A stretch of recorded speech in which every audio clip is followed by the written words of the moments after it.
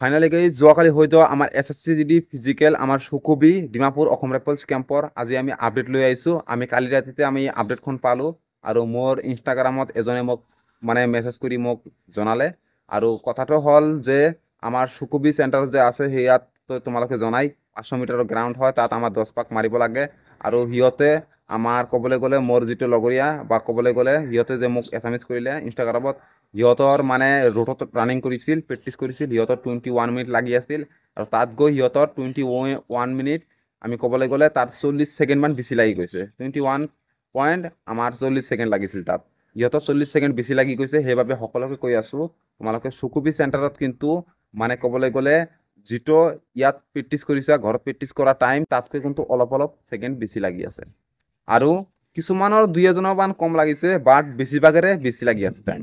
আৰু তাত এটা গ্ৰুপত আমাৰ 200 মান কেণ্ডিডেট দিছিল আৰু তাত আমাৰ 130+ কেণ্ডিডেট পাছ কৰিছে ৰানিঙত।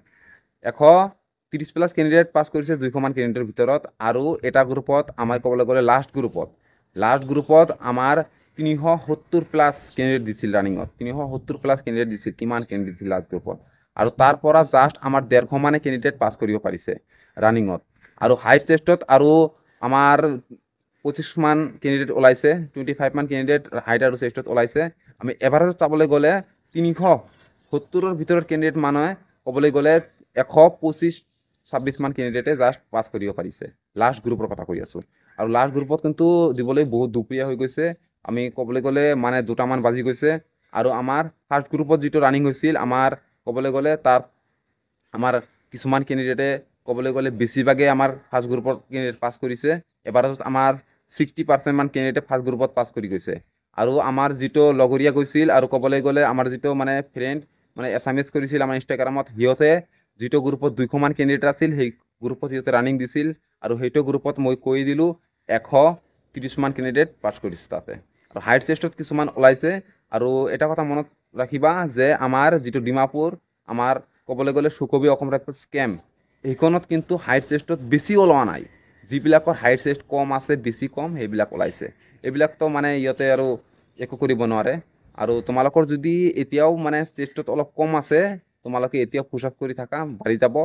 আৰু এটা কথা হ'ল যিহঁতৰ মানে হাইট টেষ্ট মানে নৰ্মালি অলপ হৈছে মানে তাত মানে পাছ কৰিছে, তাত মানে কোনো প্ৰব্লেম হোৱা নাই। আৰু ডকুমেণ্টৰ বিষয়ে ক'বলৈ গ'লে তাতো কোনো অসুবিধা দিয়া নাই। তোমালোকে জনাই ডকুমেণ্টবিলাক নৰ্মালি ডকুমেণ্ট লাগিছে, আধাৰ কাৰ্ড লাগিছে, ID প্ৰুফৰ যিকোনো এটা লাগিছে, এডমিট কাৰ্ড, ফটো কাৰ্ড লাগিছে আৰু লাগিছে তোমালোকে জনা আমাৰ এনেক্সাৰ 9খন লাগিছে। ডকুমেণ্ট তোমালোকে জনাই ইয়াতকৈ আৰু বেছি ডকুমেণ্ট নালাগে তাত। আৰু সুকুবিৰ কথা ক'বলৈ গ'লে তাত কিন্তু 500 মিটাৰৰ ৰোড আছে। আমি ক'বলৈ গ'লে ৰোডৰ নিচিনা আমাৰ গ্ৰাউণ্ড মানে 80% মান ৰোড আৰু তাৰপিছত অলপমান বেয়া ৰোড। মানে ক'বলৈ গ'লে আমাৰ যিটো গ্ৰাউণ্ড বনাইছে আমাৰ 500 মিটাৰৰ সেইটো ইমান ভালো নহয়। বাট মানে যোৱাকালি কিন্তু বহুত গৰম গৈছে।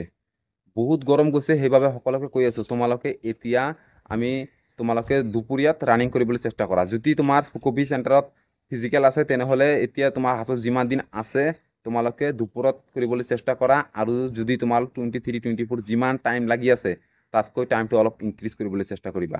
কাৰণ তাত এনেকুৱা হৈ আছে যিবিলাকে মানে ঘৰত মানে ক'বলৈ গ'লে যিটো টাইমত মানে ৰানিং কৰি আছিল তাতকৈ কিন্তু 30-40 ছেকেণ্ড বেছি লাগিছে তাত গৈ। এনেকুৱা মানে প্ৰায়বিলাকৰ হৈছে। আৰু এটা কথা তাত কিন্তু কাউণ্টিঙত মানে বহুতে মানে ভুল কৰিছে। মানে প্ৰায় গ্ৰুপতেই 10-12জন মান কেণ্ডিডেটে কাউণ্টিঙত ভুল কৰিছে। সেইবাবে এটা মনত ৰাখিবা যে কাউণ্টিঙত যাতে ভুল নহয়, মানে ভালকৈ মনত ৰাখিবা 10 ৰাউণ্ড মাৰিব লাগিব। আৰু তাত মানে কালি ক'বলৈ গ'লে 200 মান কেণ্ডিডেটৰ ভিতৰত মানে যিটো 200 গ্ৰুপত দিছিল তাত কিন্তু বেছি কেণ্ডিডেটে পাছ কৰিছে। 130 মান কেণ্ডিডেট পাছ কৰিছে, মানে বহুত কেণ্ডিডেট পাছ কৰিছে। আমি ক'বলৈ গ'লে কালিৰ মানে ৰানিঙত পাছিং আউটটো মানে বহুত মানে বেছি ভালেই কৰিছে আমাৰ ক'বলৈ গ'লে সুকুবি। তো সেইবাবে ইমান টেনশ্যনো কৰিব নালাগে। যিবিলাক পাছ কৰিছে সেইবিলাকে কি কয় জানা, সেইবিলাকে পাছ কৰিছে সেইবিলাকৰ গ্ৰাউণ্ডটো ভালেই আছে, সেইবিলাকৰ টেনশ্যন নাই। কাৰণ সিহঁতে কষ্ট কৰিছে বাবে সিহঁতৰ টাইমিংটো 21, 22, 23 তাত মাৰিব পাৰিছে সুকুবি চেণ্টাৰত। তোমালোকে যদি এতিয়াও মানে কষ্ট কৰা তেনেহ'লে তোমালোকেও মাৰিব পাৰিবা, তাত অসুবিধাই নহ'ব। সেইবাবে তোমালোকে এতিয়া হাতত টাইম আছে, তোমালোকে টাইমটো ইনক্ৰিজ কৰা। আৰু সুকুবি চেণ্টাৰ বুলি নহয়, তোমালোকৰ যদি লাইফত ছাকচেছ পাব লাগিব তেনেহ'লে তোমালোকক কষ্ট কৰিবই লাগিব, অলপ আৰু জোৰ দিবই লাগিব, তোমালোকে জনা। আৰু যদি এইবাৰ তোমালোকে ফেইল কৰি যোৱা তেনেহ'লে তোমালোকে জনা আৰু 2 বছৰ তোমালোকৰ কষ্ট কৰিব লাগিব কিন্তু। তোমালোকে সেইবাবে সকলোকে কৈ আছোঁ সুকুবি চেণ্টাৰ ইমানো হাৰ্ড নহয় তোমালোকে গ্ৰাউণ্ড আছে বাবে ভয় খাই আছা ভয় খোৱাৰ একো নাই তোমালোকে পাছ কৰিবা তোমালোকে আৰু যিবিলাকে ফেইল কৰিছে সেইবিলাকে ইমান মানে ক'বলৈ গ'লে কষ্ট কৰাই নাই ৰানিঙো ভালকৈ কৰা নাই ঘৰতো হয়তো ইহঁতে মানে টাইমটো কমপ্লিট কৰিব পৰা নাই সেইবিলাকে বেছিভাগ ফেইল কৰি আছে আৰু ফেইল কৰি থকা কেণ্ডিডেটে মানে বেছি ভয় দেখুৱাই আছে যে তাত মানে ৰানিঙৰ যিটো গ্ৰাউণ্ড দিছে সেইটো মানে বেছিভাগে মানে বেয়া টাইম বেছি লাগে কাউণ্টিং বেছি মানে ভুল কৰে সেইবিলাকে মানে বেছি মানে বেয়া নেগেটিভ ভাৱ পেলাই আছে সেইবাবে ইমান আৰু মনত কৰিবলগীয়া একো কথা নাই মানে ফেইল কৰাবিলাকে ক'বই আৰু তোমালোকে সকলোকে কৈ আছোঁ তোমালোকে সকলোৱে পাছ কৰিবা যদি 23 মিনিটৰ ওপৰত লাগি আছে তথাপিও পাছ কৰিবা জাষ্ট তুমি তাত গৈ অলপমান ভালকৈ কৰিবা ৰানিংটো ভালকৈ কৰিবা আৰু হাইট টেষ্টত প্ৰব্লেম নকৰে প্ৰায়বিলাকে পাছ কৰি যাবা আৰু সুকুবি চেণ্টাৰত তোমালোকৰ কেতিয়া তোমালোকৰ ফিজিকেল আছে এইটো কমেণ্ট বক্সত জনাই দিবা আৰু যদি তোমালোকৰ হাতত কোনো ইনফৰমেশ্যন পোৱা আমাৰ কমেণ্ট বক্সত SMS কৰিবা মই হোৱাটছআপ নম্বৰ দি দিম তোমালোকৰ ভিডিঅ'টোও দি দিবা আৰু তাত আমি ফুল আপডেট মানে নিউ ভিডিঅ'ত লৈ আহিম আৰু ভিডিঅ'টো যদি তোমালোকে ফাৰ্ষ্টৰ পৰা লাষ্টলৈ চাইছা তেনেহ'লে সকলোকে মই ধন্যবাদ জনাইছোঁ